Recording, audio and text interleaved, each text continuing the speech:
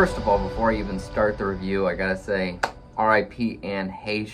Everything that happened with that is incredibly tragic and horrible. But yeah, over the past few days with her name coming up over the news, I couldn't help but keep thinking about this film. If you bring her up at all, or if I see her face in something else, I will think about this movie, even though I've only seen it once. I either saw it in theater when it first came out in 1998, or shortly thereafter when it came out on VHS, but that's it. I can't remember specifically which one I saw it because it was either because I was young, I was 10, or it was simply because it nearly has been 25 years ago. So my memory isn't the best thing out there. I just know that I saw it, and nice thing about it is I remember quite a few things about it too, which is saying something for something I haven't seen in so long. But yeah, if you bring up Anne Heche, I will think about 6 Days, 7 Nights.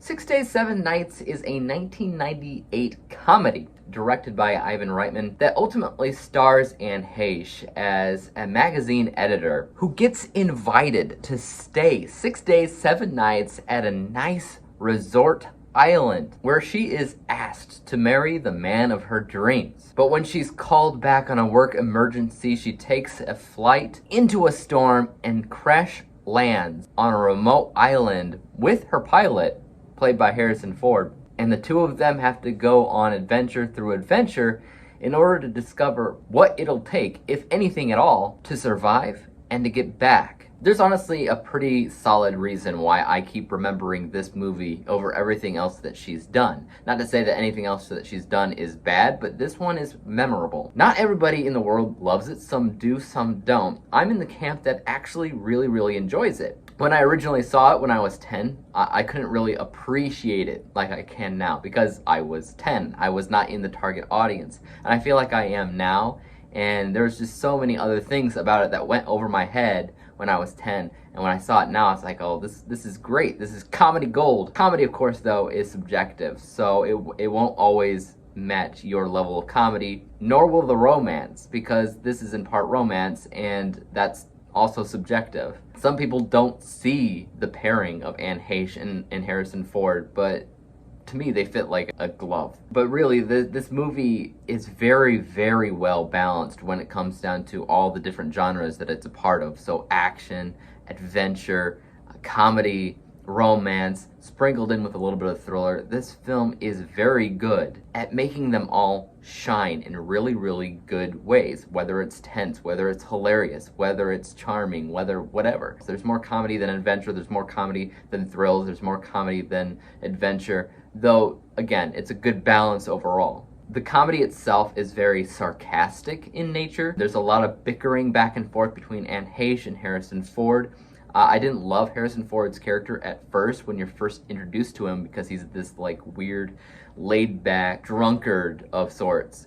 But when he gets crash landed onto this island, he really gets to be his gruff Harrison Ford character that you know and love. Once he's there, I loved him. Anne Heche, likewise, exactly the same thing. She bickers right back to him, and they're a good match, ultimately, even though he's, I want to say, a fair bit older than she is. They have a nice chemistry, and this movie was made, it was built to catapult her into the stratosphere of stardom. And the only reason why it didn't really happen is because when this came out in 1998, she was seen hand in hand with Ellen DeGeneres, her ex.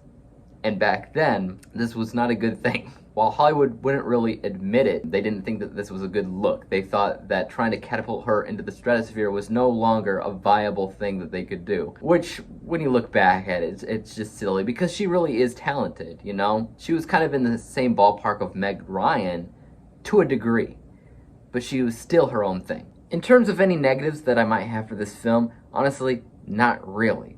While it's not exactly a masterpiece, it was never really attempting to be one either. Basically, everything that it sought to be, it was.